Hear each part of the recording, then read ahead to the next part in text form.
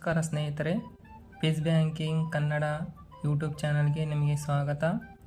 ಇವತ್ತು ನಾನು bank exam preparation ಮಾಡೋದಕ್ಕೆ ಎಲ್ಲ ರೀತಿಯ ನಿಮಗೆ ಡೌಟ್ಸ್ ಇರುವಂಥ ಎಲ್ಲ ರೀತಿಯ ಡೌಟ್ಸನ್ನು ನಾನು ಕ್ಲಿಯರ್ ಮಾಡ್ತೀನಿ. ಕನ್ನಡದಲ್ಲಿ ಕಂಪ್ಲೀಟಾಗಿ ನಿಮಗೆ ರೋಡ್ ಮ್ಯಾಪ್ನ ನಾನು ತಿಳಿಸ್ತೇನೆ. ಬ್ಯಾಂಕ್ ಎಕ್ಸಾಮ್ಗೆ ಏನು ಬೇಕು, ಯಾವ ರೀತಿ ಸ್ಟಡಿ ಮಾಡಬೇಕು, ನಿಮಗೆ ಯಾವ ರೀತಿಯ ಡೌಟ್ಸ್ ಇರುತ್ತೆ ನನಗೆ ಅದೆಲ್ಲ ತಿಳಿಸ್ಕೊಡ್ತೇನೆ.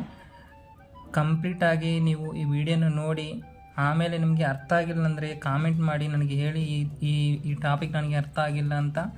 ನಾ ಪೂರ್ತಿಯಾಗಿ ನಿಮಗೆ ಮತ್ತೆ ಒಂದು ಸಾರಿ ಆ ವಿಡಿಯೋ ಬಗ್ಗೆ ಮತ್ತು ಆ ಟಾಪಿಕ್ ಬಗ್ಗೆ ನಿಮಗೆ ತಿಳಿಸ್ತೇನೆ.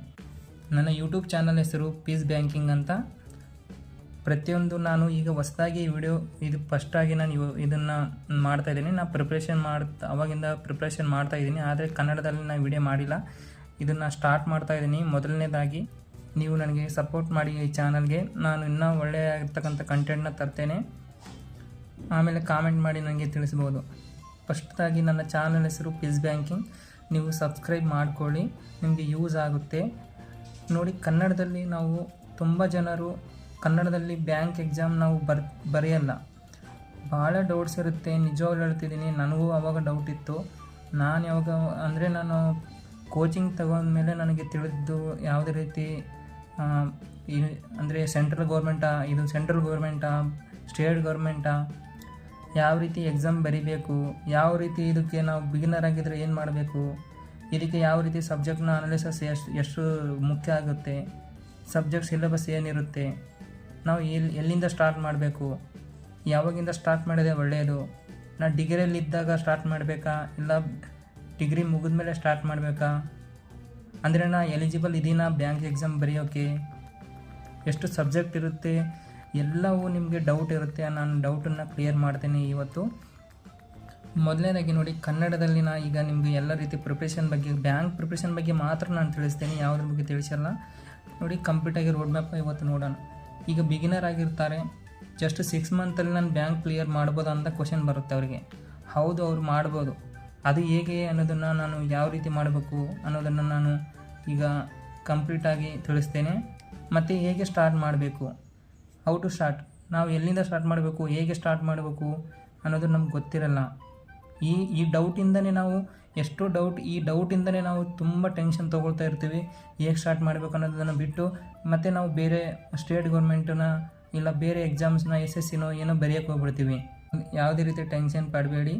ಯಾವ ರೀತಿ ಸ್ಟಾರ್ಟ್ ಮಾಡಬೇಕು ಅನ್ನೋದನ್ನು ನಾನು ತಿಳಿಸ್ತೀನಿ. ಮತ್ತು ಏನನ್ನು ತಿಳ್ಕೊಂಡಿರ್ಬೇಕು ನೀವು, ಅಂದರೆ ನಿಮಗೆ ಮಸ್ಟಾಗಿ ಏನನ್ನು ತಿಳಿದಿರಬೇಕು ಬ್ಯಾಂಕ್ ಎಕ್ಸಾಮ್ಗೆ ನೀವು ಪ್ರಿಪ್ರೇಷನ್ ಮಾಡಬೇಕಂದ್ರೆ. ಯಾಕಂದರೆ ತುಂಬ ಜನ ನಾನು ಎಕ್ಸಾಮ್ ಬರೆಯೋಕ್ಕೆ ಹೋದಾಗ ಅಲ್ಲಿ ಕಂಪ್ಯೂಟರಲ್ಲಿ ಎಕ್ಸಾಮ್ ಬರೀತಾರಾ ಇಲ್ಲ ಆಫ್ಲೈನ್ ಇರುತ್ತಂತಲೇ ಗೊತ್ತಿರಲ್ಲ.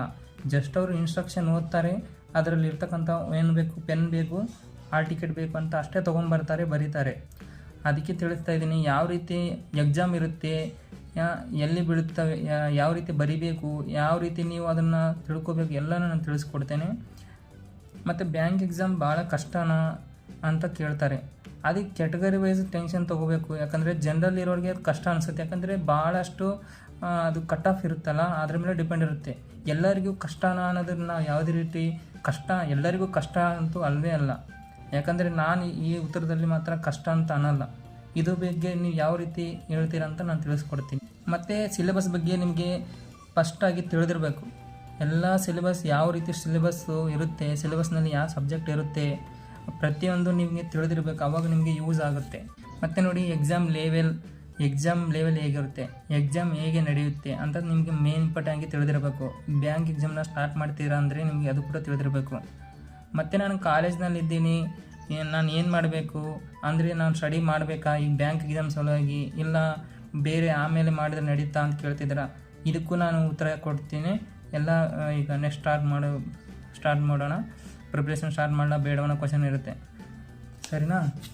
ಮತ್ತು ನೀವು ಯಾವುದೇ ರೀತಿ ವಿಡಿಯೋ ಬೇಕಾಗಿತ್ತಂದರೆ ಅದನ್ನು ನೀವು ಕಾಮೆಂಟ್ ಮಾಡಿ ನನಗೆ ತಿಳಿಸಿ ಈ ವಿಡಿಯೋ ಮೇಲೆ. ಮತ್ತು ನೀವು ವಿಡಿಯೋನ ಸಬ್ಸ್ಕ್ರೈಬ್ ಮಾಡ್ಕೊಳ್ಳಿ, ಸರಿನಾ? ನಾವು ವಿಡಿಯೋನ ಮತ್ತು ಈಗ ಪ್ರತಿಯೊಂದು ಒಂದೊಂದನ್ನು ತಿಳ್ಕೊಳ್ತಾ ಹೋಗೋಣ. ಮೊದಲನೇದಾಗಿ ಬಿಗಿನರ್ಸ್. ಹೌದು, ಬಿಗಿನರ್ಸ್ನು ಕೂಡ ಎಕ್ಸಾಮ್ ಕ್ಲಿಯರ್ ಮಾಡ್ಬೋದು. ಅದಕ್ಕೆ ಆದಂಥ ಪ್ರಿಪ್ರೇಷನ್ ಆಗಿ ಬಹಳ ಇಂಪಾರ್ಟೆಂಟ್ ಆಗಿರುತ್ತೆ. ಮತ್ತು ನೀವು ಬ್ಯಾಂಕ್ ಎಕ್ಸಾಮ್ ಬಗ್ಗೆ ಪ್ರತಿಯೊಂದು ವಿಷಯದ ಬಗ್ಗೆ ತಿಳ್ಕೊಂಡಿರಬೇಕು.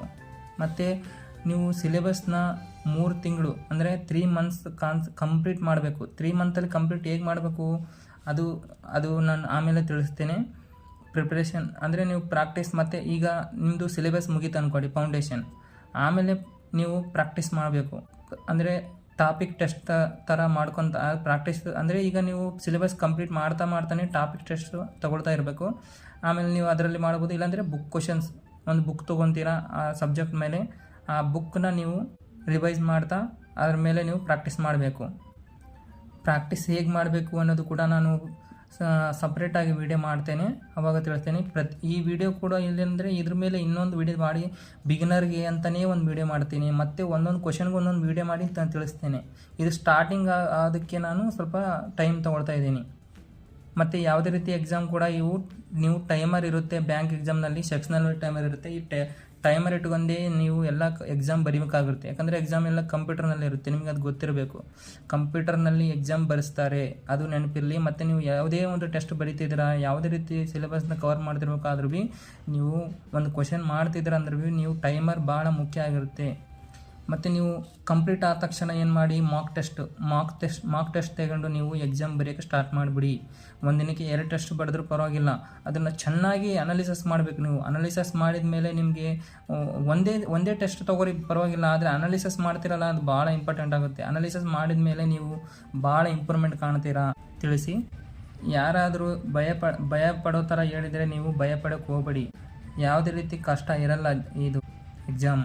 ನೀವು ನೋಡ್ತಾ ಇರಬೇಕು, ಬೇರೆ ಸ್ಟೇಟವರು ನಮ್ಮ ಸ್ಟೇಟಲ್ಲಿ ಬ್ಯಾಂಕ್ಗಳಲ್ಲಿ ಕೆಲಸ ಮಾಡ್ತಿರ್ತಾರೆ. ನಾನು ಎಷ್ಟೋ ಸರಿ ನೋಡಿದ್ದೀನಿ, ಎಕ್ಸಾಮ್ಗೆ ಬರುವಾಗ ಬೇರೆ ಸ್ಟೇಟಿಂದ ಬರ್ತಾರೆ. ಅಂದರೆ ಕರ್ನಾಟಕದವ್ರು ಕೂಡ ಅಂದರೆ ನಮ್ಮ ಕರ್ನಾಟಕದಲ್ಲಿ ಸ್ಟೂಡೆಂಟ್ಸು ಬ್ಯಾಂಕ್ ಎಕ್ಸಾಮ್ ಪ್ರಿಪ್ರೇಷನ್ ಕಡಿಮೆ ಮಾಡ್ತಾರೆ. ಅದಕ್ಕೆ ಅವರು ಬೇರೆಯವರು ಬಂದು ನಮ್ಮ ಸ್ಟೇಟಲ್ಲಿ ಎಕ್ಸಾಮ್ ಬರೀತಿದ್ದಾರೆ ಅಂತ ಅರ್ಥ.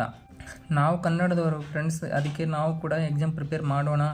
ನಮ್ಮ ಕರ್ನಾಟಕದಲ್ಲಿ ನಾವು ಬ್ಯಾಂಕ್ ಎಕ್ಸಾಮ್ಗೆ ಎಂಪ್ಲಾಯ್ ಆಗಿ ಕೆಲಸ ಮಾಡಬೇಕು ಅನ್ನೋದೇ ನನ್ನ ಆಸೆ. ನೀವು ಕೂಡ ವರ್ಕ್ ಮಾಡಿ, ಪ್ರಿಪೇರ್ ಮಾಡಿ. ಅದಕ್ಕೆ ನಾನು ಹೇಳ್ತಿರೋದು. ಬೇರೆ ಟಾಪಿಕ್ ಹೋಗೋಣ. ಮತ್ತು ಹೇಗೆ ಸ್ಟಾರ್ಟ್ ಮಾಡಬೇಕು, ಭಾಳ ಮುಖ್ಯವಾಗಿರ್ತಕ್ಕಂಥದ್ದು. ಸ್ಟಾರ್ಟ್ ಮಾಡೋಕ್ಕೂ ಮುಂಚೆ ಪ್ರತಿಯೊಂದು ವಿಷಯದ ಬಗ್ಗೆ ನೀವು ತಿಳಿದಿರಬೇಕು.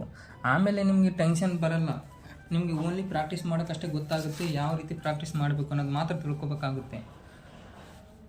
Syllabus clear ತಿಳಿದುಕೊಳ್ಬೇಕು.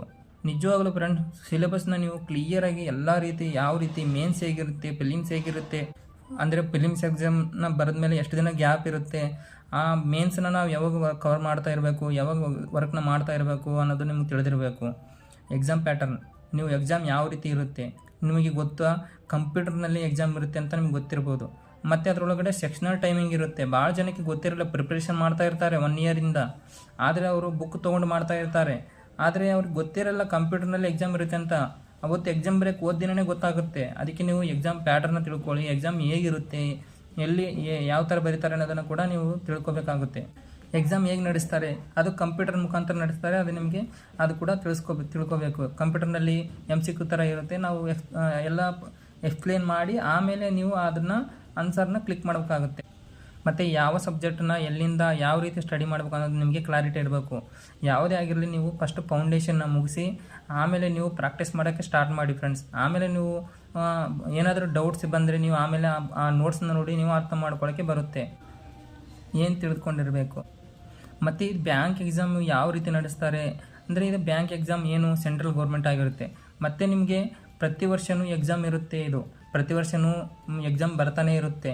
ಮತ್ತು ಜನವರಿ ಸ್ಟಾರ್ಟಿಂಗ್ನಲ್ಲಿ ನಮಗೆ ಇದನ್ನು IBPS ಕ್ಯಾಲೆಂಡರ್ ಅಂತ ಬಿಟ್ಬಿಡ್ತಾರೆ. ಎಕ್ಸಾಮ್ ಈ ಡೇಟಿಗೆ ಇರುತ್ತೆ, ಪ್ರಿಲಿಮ್ಸ್ ಇರುತ್ತೆ, ಮೇನ್ಸ್ ಇರುತ್ತೆ ಅಂತ ಎಲ್ಲ ತಿಳಿಸ್ಬಿಡ್ತಾರೆ. ಜನವರಿ 15 ಆ ಥರ ಇಲ್ಲ, ಜನವರಿ ಸ್ಟಾರ್ಟಿಂಗ್ ಅಂತಲೇ ನಮಗೆ ತಿಳಿಸ್ತಾರೆ ಏನಂತ, ಈ ಥರ ಡೇಟ್ ಇದೆ, ಈ ಥರ ಎಕ್ಸಾಮ್ ಇರುತ್ತೆ ಅಂತ ಕ್ಯಾಲೆಂಡರ್ ಬರುತ್ತೆ. ನೀವು ಸ್ಟಾರ್ಟ್ ಮಾಡಿ ನೋಡಿ ಫ್ರೆಂಡ್ಸ್, ನಿಮಗೆ ಗೊತ್ತಾಗುತ್ತೆ. ಜನವರಿ ಮಂತಲ್ಲಿ ನಿಮ್ಮ ಕ್ಯಾಲೆಂಡರ್ ಬಂದ ತಕ್ಷಣ ಎಕ್ಸಾಮ್ ಯಾವ ಡೇಟಿಗೆ, ಹೇಗೆ, ಮತ್ತು ಯಾವ ಡೇಟಿಗೆ ಎಕ್ಸಾಮ್ ಮೇನ್ಸ್ ಇರುತ್ತೆ ಅದೆಲ್ಲ ಇದರಲ್ಲಿ ಮೆನ್ಷನ್ ಮಾಡಿ ತಿಳಿಸ್ಬಿಡ್ತಾರೆ. ಮತ್ತು ಬ್ಯಾಂಕ್ ಎಕ್ಸಾಮ್ ಕಷ್ಟನಾ? ಆಗೇನು ಕಷ್ಟ ಇಲ್ಲ ಫ್ರೆಂಡ್. 3 ಮಂತ್ ನಾವು ಚೆನ್ನಾಗಿ ಇಂಗ್ಲೀಷ್ ಬಗ್ಗೆ ಕಾನ್ಸಂಟ್ರೇಷನ್ ಕೊಟ್ಟು ನಮಗೆ ಇಂಗ್ಲೀಷ್ನ ಅರ್ಥ ಆದರೆ ಸಾಕು, ನಾವು ಬ್ಯಾಂಕ್ ಎಕ್ಸಾಮ್ನ ಕ್ಲಿಯರ್ ಮಾಡ್ಬೋದು. ಯಾಕಂದರೆ ಯಾವುದೇ ರೀತಿ ನಾವು ಒಂದು ಪೇಜನ್ನು ನೆನಪಿಟ್ಕೊಂಡು ಅಲ್ಲಿ ಹೋಗಿ ಬರೆಯೋದೇನಿರಲ್ಲ. ಜಸ್ಟ್ ನಮಗೆ ಕ್ವಶನ್ ಅರ್ಥ ಮಾಡ್ಕೊಂಡು ಬಿಡಿಸೋಕೆ ಬಂದರೆ ಸಾಕು. ನಿಮಗೆ ಮ್ಯಾಥ್ಸಲ್ಲಿ ತಿಳಿಬೇಕಾಗಿರೋದು ಇಂಪಾರ್ಟೆಂಟ್. ಕ್ವಾಂಟ್ ಅಂತ ಇರುತ್ತಲ್ಲ, ಅದು ಇಂಪಾರ್ಟೆಂಟ್ ಆಗಿರುತ್ತೆ. ಅದನ್ನು ನೀವು ಚೆನ್ನಾಗಿ ತಿಳಿದುಕೊಂಡ್ರೆ ನಿಮಗೆ ಯಾವುದೇ ರೀತಿ ಕಷ್ಟ ಆಗಲ್ಲ. ಇಂಗ್ಲೀಷ್ನಂತೂ ನೀವು ಕಲಿಬೇಕು ಫ್ರೆಂಡ್ಸ್. ಒಂದು ಸ್ವಲ್ಪನಾದರೂ ನೀವು ಅದನ್ನು ಅರ್ಥ ಮಾಡ್ಕೊಳಕ್ಕೆ ಬಂದರೆ ನೀವು ಕಲಿತೀರಾ. ಅದನ್ನು ಕೂಡ ನೀವು ಒಂದು ರೀತಿ ಬೇಸಿಕ್ಕಿಂದ ತಿಳ್ಕೊಂಡು ಹೋಗಬೇಕು. ತುಂಬ ಜನಕ್ಕೆ ಹೇಗೆ ಪ್ರಿಪ್ರೇಷನ್ ಮಾಡ್ಬೇಕಂತ ಗೊತ್ತಿರಲ್ಲ. ನಾನು ನೋಡ್ತಾ ಇದ್ದೀನಿ ಕೆಲವೊಬ್ಬರು, ನಾನು ಎಕ್ಸಾಮ್ ಬರೆಯೋಕ್ಕೆ ಹೋದಾಗ ಅಪ್ಲಿಕೇಶನ್ ಹಾಕಿದ್ದೀನಿ, ಮೊನ್ನೆ ನಾನು ಎಕ್ಸಾಮ್ ಬರೆಯೋಕ್ಕೆ ಬಂದಿದ್ದೀನಿ, ನನಗೆ ಈ ಥರ ಆನ್ಲೈನಲ್ಲಿ ಇರುತ್ತಾ ಎಕ್ಸಾಮ್ ಅಂತ ಕೇಳಿದರು. ಹೌದು, ಆನ್ಲೈನಲ್ಲೇ ಇರುತ್ತಲ್ಲ, ನಿಮ್ಗೆ ಗೊತ್ತಿಲ್ವ ಅಂತ ಕ್ವಶನ್ ಮಾಡಿದೆ ನಾನು. ಅಂದರೆ ತುಂಬ ಜನಕ್ಕೆ ಪ್ರಿಪ್ರೇಷನ್ ಹೇಗೆ ಮಾಡ್ಬೇಕು ಅಂತ ಗೊತ್ತಿಲ್ಲ, ಎಕ್ಸಾಮ್ ಹೇಗಿರುತ್ತೆ ಅಂತ ಗೊತ್ತಿರಲ್ಲ. ಮತ್ತು ಸುಮ್ಮನೆ ಅಪ್ಲಿಕೇಶನ್ ಹಾಕ್ತಾರೆ, ಬಂದು ಎಕ್ಸಾಮ್ ಬರೆದು ಹೋಗ್ತಾರೆ. ಅದೇ ರೀತಿ ಒಂದು ಸ್ವಲ್ಪ ಎಫರ್ಟ್ ಹಾಕಿದರೂ ಕೂಡ ನೀವು ಕ್ಲಿಯರ್ ಮಾಡ್ಬೋದಲ್ವ ಫ್ರೆಂಡ್ಸ್. ಅದಕ್ಕೆ ನಾನು ಹೇಳ್ತಿದ್ದೆ, ಬ್ಯಾಂಕ್ನಲ್ಲಿ LPT ಇರುತ್ತೆ, ಕನ್ನಡದ ಮಾತಾಡಿದ್ರೆ ಮಾತ್ರ ಜಾಬ್ ಅನ್ನೋ ಥರ ಇರುತ್ತೆ ಅಲ್ಲಿ. ನಮಗೆ ಯಾವುದೇ ರೀತಿ LPT ಇರಲ್ಲ ಅಲ್ವಾ ಕರ್ನಾಟಕದವ್ರಿಗೆ. ಅದಕ್ಕೆ ನಮಗೆ ಡೈರೆಕ್ಟಾಗಿ ನಮಗೆ ಓನ್ಲಿ ಎಕ್ಸಾಮು, ಮೇನ್ಸು, ಆಮೇಲೆ ಜಾಬ್ ಆಗುತ್ತೆ ನೋಡಿ. ಅದೇ ಹೇಳಿದಾಗೆ ನಿಮ್ಗೆ ಸ್ವಲ್ಪ ಇಂಗ್ಲೀಷ್ ಅರ್ಥ ಆಗೋಕ್ಕೆ ಬಂದರೆ ಸಾಕು, ನೀವು ಪ್ರಿಪೇರ್ ಮಾಡಿ. ಬಂದಿಲ್ಲ ಅಂದ್ರೂ ನೀವು ಕಲಿಬೋದು ಫ್ರೆಂಡ್ಸ್, ಯಾವುದೇ ರೀತಿ ಟೆನ್ಷನ್ ಇಲ್ಲ. ನೀವು ಸ್ಟಾರ್ಟ್ ಮಾಡಿ ನೀವು ಎಕ್ಸಾಮ್ಗೆ ಯಾವುದೇ ರೀತಿ ಭಯ ಪಡಬೇಡಿ. ಎಲ್ಲರೂ ನಾವು ಕಲಿಯೋಣ, ಎಕ್ಸಾಮ್ ಬರೆಯೋಣ.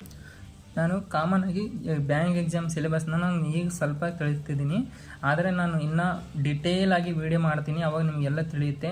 ಮುಖ್ಯವಾಗಿ ಅಂದರೆ ಒಂದು ರೀತಿ ಪಕ್ಷಿ ನೋಟ ಥರ ಗ್ಲಾನ್ಸ್ ಆಗಿ ನಾನು ತಿಳಿಸ್ತಾ ಇದ್ದೀನಿ.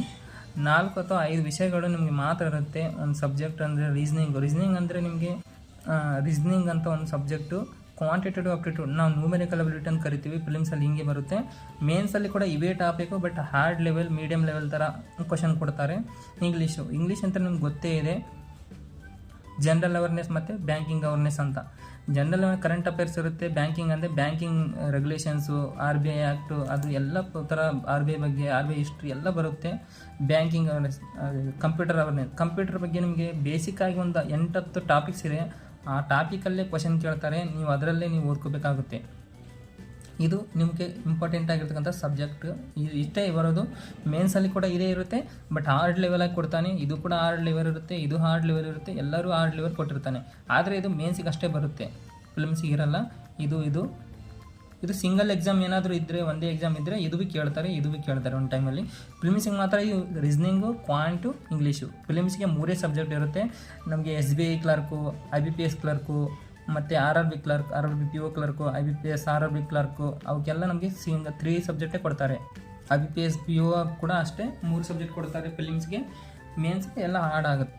ಕ್ಲರಿಕಲ್ ಲೆವೆಲ್ ಏನಿರುತ್ತೋ ಅದು ಈಸಿಯಾಗಿರುತ್ತೆ. ಕ್ಲರಿಕಲ್ ಅಂದರೆ ಬ್ಯಾಂಕ್ ಎಕ್ಸಾಮಲ್ಲಿ 2 ರೀತಿ ಎಕ್ಸಾಮ್ ಇರುತ್ತೆ ನಮಗೆ. ಫಿಲಿಮ್ಸ್ ಎಕ್ಸಾಮ್ ಪಾಸ್ ಆದರೆ ಮೇನ್ಸ್ ಎಕ್ಸಾಮ್ಗೆ ಹೋಗ್ತೀವಿ.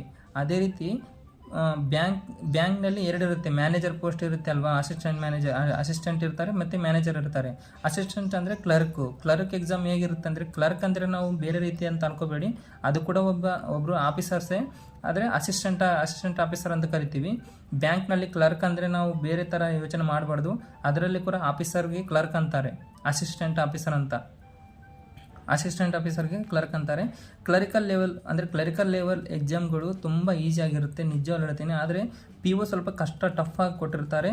ಮತ್ತು ಅದರಲ್ಲಿ ಇಂಟರ್ವ್ಯೂ ಬರುತ್ತೆ, ಡಿಸ್ಕ್ರಿಪ್ಟಿವ್ ರೈಟಿಂಗ್ ಬರುತ್ತೆ, ಮತ್ತು ಹಾರ್ಡ್ ಲೆವೆಲ್ ಕೂಡ ಕೊಟ್ಟಿರ್ತಾರೆ.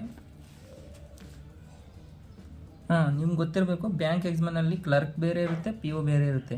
IBPS clerk, IBPS PO, SBI clerk, SBI PO, IBPS RRB PO, IBPS RRB clerk ಅಂತ PO ಕ್ಲರ್ಕ್ ಅಂತ ಇರುತ್ತೆ. ಕ್ಲರ್ಕ್ ಅಂದರೆ ನಿಮಗೆ ಫಿಲಿಮ್ಸ್ ಎಕ್ಸಾಮ್ ಇರುತ್ತೆ ಸ್ಟಾರ್ಟಿಂಗು, ಮತ್ತು ಅದನ್ನು ಪಾಸ್ ಆದರೆ ನಿಮಗೆ ಬಂದಮೇಲೆ ಮೇನ್ಸ್ ಎಕ್ಸಾಮ್. ಆ ಮೇನ್ಸ್ ಎಕ್ಸಾಮ್ನಲ್ಲಿ ನೀವು ಏನಾದರೂ ಪಾಸ್ ಆದರೆ, ಲೈಕ್ SBIಗೆ ನಿಮಗೆ SBI ಇರ್ತದಲ್ವಾ, SBI exam, IBPS clerk, RRB clerk, ಇವು ತುಂಬ ಈಸಿ ಇರುತ್ತೆ. RRB ಕ್ಲರ್ಕಿಗೆ ಓನ್ಲಿ ಫಿಲಿಮ್ಸ್ ಮೇನ್ಸ್ ಇರುತ್ತೆ, ಯಾವುದೇ ರೀತಿ ಇಂಟರ್ವ್ಯೂ ಇರಲ್ಲ. PO ಲೆವೆಲು, ಫಿಲಿಮ್ಸ್ ಲೆವೆಲು ಅಂದರೆ ಫಿಲಿಮ್ಸ್ ಇರುತ್ತೆ, PO ಕೂಡ ಫಿಲಿಮ್ಸ್ ಲೆವೆಲ್ ಇರುತ್ತೆ. ಫಿಲಿಮ್ಸ್ ಪಾಸ್ ಆದರೆ ಆಮೇಲೆ ನಿಮಗೆ ಮೇನ್ಸ್ ಇರುತ್ತೆ. ಆ ಮೇನ್ಸ್ನಲ್ಲಿ ಪಾಸ್ ಆದಮೇಲೆ ಮತ್ತೆ ನಿಮಗೆ ಇಂಟರ್ವ್ಯೂ ಇರುತ್ತೆ. ಆ ಇಂಟರ್ವ್ಯೂ ಪಾಸ್ ಆದಮೇಲೆ ನಿಮಗೆ ಜಾಬು. ಇದು ಮೇನ್ಸಲ್ಲಿ ಕೂಡ ನಿಮಗೆ ಡಿಸ್ಕ್ರಿಪ್ಟಿವ್ ರೈಟಿಂಗ್ ಇರುತ್ತೆ, ಐಸೈ ರೈಟಿಂಗ್, ಪ್ರಿಸೈಸ್ ರೈಟಿಂಗ್ ಅಂತ ಕೇಳ್ತಾರೆ. ನಾನು ನಿಮಗೆ ಬೇಕಂದರೆ ಪೂರ್ತಿಯಾಗಿ ನಾನು ತಿಳಿಸ್ತೇನೆ, ನೀವು ನನಗೆ ಕಾಮೆಂಟ್ ಮಾಡಿ ತಿಳಿಸಿ. ಮತ್ತು ಇಂಟರ್ವ್ಯೂ ಇರುತ್ತೆ PO ಲೆವೆಲಲ್ಲಿ. ಎಕ್ಸಾಮ್ ಹೇಗೆ ನಡೆಯುತ್ತೆ ಅಂದರೆ, ಕಂಪ್ಯೂಟರ್ನಲ್ಲಿ MCQ ರೀತಿಯಲ್ಲಿ ಇರುತ್ತೆ. ಆದರೆ ನಾವು ಕ್ವಶನ್ ನೋಡಿ ಅರ್ಥ ಮಾಡ್ಕೊಂಡು ಬಿಡಿಸಿ ಆಮೇಲೆ ಲಾಸ್ಟ್ ಬಂದಿರತಕ್ಕಂಥ ಉತ್ತರನ ನಾವು ಟಿಕ್ ಮಾಡಬೇಕಾಗುತ್ತೆ. ಸಿಲೆಬಸ್ ಕಂಪ್ಲೀಟ್ ಮಾಡಿ ಮತ್ತು ಮಾರ್ಕ್ ಟೆಸ್ಟ್ ತೆಗೆದುಕೊಂಡ್ರೆ ಎಲ್ಲ ಗೊತ್ತಾಗುತ್ತೆ ನಿಮಗೆ ಎಕ್ಸಾಮ್ ಯಾವ ರೀತಿ ಇರುತ್ತೆ ಅಂತ. ಸಿಲೆಬಸ್ನ ನೀವು ಕಂಪ್ಲೀಟ್ ಮಾಡ್ತೀರಾ ಅಂತ. ಆಮೇಲೆ ನೀವು ಮಾರ್ಕ್ ಟೆಸ್ಟ್ನ ತೊಗೋಬೇಕು. ಯಾವುದಾದ್ರೂ ಒಂದು ಪ್ಲ್ಯಾಟ್ಫಾರ್ಮಿಂದ ನೀವು ಮಾರ್ಕ್ ಟೆಸ್ಟ್ನ ತೊಗೊಳ್ಳಿ, ಕಡಿಮೆ ಇರುತ್ತೆ ಫೀಸು. ಆ ಮಾರ್ಕ್ ಟೆಸ್ಟ್ನ ನೀವು ಒಂದು ಎಕ್ಸಾಮ್ ಬರೆದ ಮೇಲೆ ನಿಮ್ಗೆ ಗೊತ್ತಾಗುತ್ತೆ ಯಾವ ರೀತಿ ಅಂತ ಹೇಳಿ. ಮತ್ತು ನಾನು ಕಾಲೇಜ್ನಲ್ಲಿದ್ದೀನಿ, ಸ್ಟಾರ್ಟ್ ಮಾಡಬೇಕಾ ಬೇಡವಾ, ನೀವು ಟೆನ್ಷನ್ ತೊಗೋಬೇಡಿ ಫ್ರೆಂಡ್ಸ್. ನೀವು ಕಾಲೇಜ್ನಲ್ಲಿದ್ದೀರ ಅಂದರೆ ನಿಮ್ಗೆ ಇದು ಗೋಲ್ಡನ್ ಡೇಸ್, ನಿಜ ಹೇಳ್ತೀನಿ. ಯಾಕಂದರೆ ಭಾಳ ವಿದ್ಯಾರ್ಥಿಗಳು ಕಾಲೇಜ್ನಲ್ಲಿ ತುಂಬ ವೇಸ್ಟ್ ಮಾಡಿಬಿಡ್ತಾರೆ ಟೈಮ್. ನಿಜ, ನಾನು ಕೂಡ ತುಂಬ ವೇಸ್ಟ್ ಮಾಡಿದ್ದೀನಿ. ಆದರೆ ನಮಗೆ ಗೊತ್ತಾಗಲ್ಲ ಆ ಟೈಮಲ್ಲಿ. ಓನ್ಲಿ ನಾವು ಲೈಫ್ ಬಗ್ಗೆ ಎಂಜಾಯ್, ಗೋಲ್ಡನ್ ಡೇಸು ಅದು ಇದು ಅಂತ ತುಂಬ ವೇಸ್ಟ್ ಮಾಡಿಬಿಡ್ತೀವಿ. ನಮಗೆ 3 ವರ್ಷದಲ್ಲಿ ಎಷ್ಟು ಇರುತ್ತೆ ಟೈಮು? ಒಬ್ಬೊಬ್ಬರಿಗೆ 1 ಗಂಟೆ 2 ಗಂಟೆ 3 ಗಂಟೆ ತನಕ ಕಾಲೇಜ್ ಇದ್ದರೆ ಆಮೇಲೆಲ್ಲ ಫ್ರೀಯಾಗಿರ್ತಾರೆ. 2 hours, only 1 hour 2 hours just ನೀವು ಬ್ಯಾಂಕ್ ಎಕ್ಸಾಮ್ಗಂತ ನೀವು ಏನಾದರೂ ತೆಗೆದಿಟ್ರೆ, ಇಂಗ್ಲೀಷ್ ಕಲಿಯೋಕ್ಕಾಗಿರಲಿ, ಮ್ಯಾಥ್ಸ್ ಕ್ವಾಂಟ್ ಕಲಿಯೋಕ್ಕಾಗಲಿ. ಯಾಕಂದರೆ ನಾವು 1 to 10 ಮಾತ್ರ ಕ್ವಾಂಟ್, ಇಂಗ್ಲೀಷ್ನ, ಮ್ಯಾಥ್ಸ್ನ ಚೆನ್ನಾಗಿ ಕಲ್ತಿರ್ತೀವಿ. ಆಮೇಲೆ ಡಿಗ್ರಿಗೆ ಬಂದಮೇಲೆ ನಾವು ಅಷ್ಟೊಂದು ಚೆನ್ನಾಗಿ ಕಲಿಯೋಲ್ಲ. ಯಾರಾದರೂ ಅಡಿಷ್ನಲ್ ಆಗಿ ಸಬ್ಜೆಕ್ಟ್ ತೊಗೊಂಡವ್ರಿಗೆ ಸ್ವಲ್ಪ ಗೊತ್ತಿರುತ್ತೆ. ಅದಕ್ಕೆ ಹೇಳ್ತಾ ಇದ್ದೀನಿ, ತುಂಬ ಇಂಪಾರ್ಟೆಂಟ್ ಆಗುತ್ತೆ. ನೀವು ಈ ಡೇಸ್ನ ನೀವು ವೇಸ್ಟ್ ಮಾಡ್ಕೋಬೇಡಿ. ನಾನು ನಿಜ ಹೇಳ್ತಿದ್ದೀನಿ. ನಾನು ಅದೇ ಕಷ್ಟ ಬೀಳ್ತಿರೋದು ಏನಂದರೆ, ನಾನು ಅವಾಗ ಓದಬೇಕಾಗಿತ್ತು ಅಂತ ಈಗ ಕೂಡ ಯೋಚನೆ ಮಾಡ್ತೇನೆ. ನೀವು 1 ಅವರ್ 2 ಅವರ್ಸ್ನ ನೀವು ತೆಗೆದು ಬ್ಯಾಂಕ್ ಎಕ್ಸಾಮ್ ಇಂಗ್ಲೀಷ್ನಾದರೂ ಕಲೀರಿ, ಮತ್ತು ಮ್ಯಾಥ್ಸ್ ಕ್ವಾಂಟ್ ಆದರೂ ತಿಳ್ಕೊರಿ. ಆಮೇಲೆ ಕೋಚಿಂಗ್ ಹೋಗ್ಬೋದು, ಏನಾದರೂ ಮಾಡ್ಬೋದು. ಅಂದರೆ ನಿಮ್ಗೆ ಅವಾಗಲೇ ಸ್ವಲ್ಪ ಐಡಿಯಾ ಇತ್ತಂದರೆ ಆಮೇಲೆ ನೀವು, ನಿಜ ಹೇಳ್ತೇನೆ, ಡಿಗ್ರಿ ಮುಗಿದ ಮೇಲೆ 1 ಇಯರಲ್ಲೇ ನೀವು ಜಾಬ್ ತೊಗೋಬೋದು. ಅದೇ ಹೇಳ್ತಿರೋದು, ನೀವು ಟೈಮನ್ನು ವೇಸ್ಟ್ ಮಾಡ್ಕೋಬೇಡಿ. ಡಿಗ್ರಿ ಟೈಮಲ್ಲಿ ಗೋಲ್ಡನ್ ಡೇಸ್ ಅಂತ ನಾವು ಕರಿತೀವಿ. ಆದರೆ ಆ ಗೋಲ್ಡನ್ ಡೇಸ್ನ ನಾವು ಇನ್ನೂ ಗೋಲ್ಡಾಗಿ ಮಾಡ್ಕೋಬೇಕಂದ್ರೆ ಆ ಟೈಮನ್ನು ನಾವು ಎಕ್ಸಾಮ್ ಸಲುವಾಗಿ ಯೂಸ್ ಮಾಡ್ಕೋಬೇಕು. ಓಕೆ ಗಾಯ್ಸ್, ನಾನು ಮತ್ತೆ ಹೇಳ್ದಾಗೆ ಇಂಗ್ಲೀಷನ್ನ ನೀವು ಕಲಿಬೇಕಾಗುತ್ತೆ. ಆ ಡೇಸಲ್ಲಿ ಇಂಗ್ಲೀಷ್ನ ಒಂದು 3 ಮಂತ್ ಆರ್ 6 ಮಂತ್ನ ತೊಗೊಂಡು ಇಂಗ್ಲೀಷ್ನ ಯಾವ ರೀತಿ ಕಾಂಪಿಟೇಟಿವ್ ಎಕ್ಸಾಮ್ಗೆ ಯೂಸ್ ಆಗುತ್ತೋ ಆ ಥರ ಎಕ್ಸಾಮ್ಗೆ ವರ್ಕ್ ಮಾಡಿ. ಮತ್ತು ಕಂಪ್ಯೂಟರ್ ಕೂಡ ಕಲೀರಿ. ಯಾವಾಗಲೇ ಕಂಪ್ಯೂಟರ್ ಕೂಡ ರಿಕ್ವೈರ್ಮೆಂಟ್ ಇರುತ್ತೆ. ನೀವೆಲ್ಲ ಕಂಪ್ಯೂಟರ್ ನಿಮ್ಗೆ ಗೊತ್ತೇ ಅಲ್ವಾ ಯಾವ ರೀತಿ ಅಂತ. 3 ಮಂತ್ಸ್ ಆದರೂ ನೀವು ವರ್ಕ್ ಮಾಡಿ ಕಂಪ್ಯೂಟರ್ನ ತೊಗೊಂಡು ಅಲ್ಲಿ ಸರ್ಟಿಫಿಕೇಟ್ನ ತೊಗೊಳ್ಳಿ. ಮತ್ತು ನಿಮಗೆ ಟೈಮ್ ಇರುತ್ತೆ ಅಲ್ವಾ, ಅಲ್ಲೇ ಡಿಗ್ರಿಲೇ ಕಂಪ್ಲೀಟ್ ಮಾಡ್ಕೊಳ್ಳಿ. ಆಮೇಲೆ ಇಲ್ಲಿ ವರ್ಕ್ ಮಾಡೋಕ್ಕಾಗಲ್ಲ.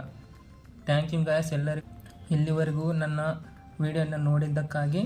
ಮತ್ತು ನೀವು ನನ್ನ ಚಾನಲ್ನ ಸಬ್ಸ್ಕ್ರೈಬ್ ಮಾಡಿಕೊಳ್ಳಿ. ಇದೇ ರೀತಿ ರಿಟರ್ನ್ ಫಾರ್ಮಲ್ಲಿ ನಿಮಗೆ ವಿಷಯಗಳು ವಿಡಿಯೋಗಳು ಬೇಕಂದರೆ ಓಕೆ ಅಂತ ಮೆಸೇಜ್ ಮಾಡಿ.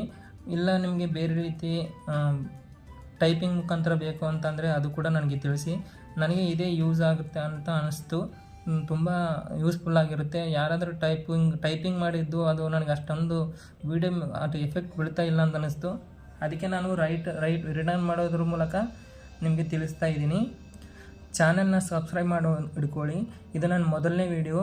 ನಾನು ಪ್ರತಿಯೊಂದನ್ನು ನಿಮಗೂ ತಿಳಿಸ್ತೀನಿ. ನೀವು ಕಾಮೆಂಟ್ ಮಾಡಿದ್ರ ಮೇಲೆ ನಾನು ವಿಡಿಯೋ ಮಾಡಿ ಹಾಕ್ತೀನಿ, ಯಾವುದೇ ರೀತಿ ನಿಮಗೆ ಡೌಟ್ ಇಲ್ಲದೆ ಥರ. ಮತ್ತು ನಿಮ್ಮ ಡೌಟ್ ಏನಾದರೂ ಇದ್ದರೂ ಕೂಡ ಮೆಸೇಜ್ ಮಾಡಿ, ಪ್ರತಿಯೊಂದಕ್ಕೂ ನಾನು ಉತ್ತರ ಕೊಡ್ತೇನೆ. ಧನ್ಯವಾದಗಳು ಫ್ರೆಂಡ್ಸ್, ಬಾಯ್.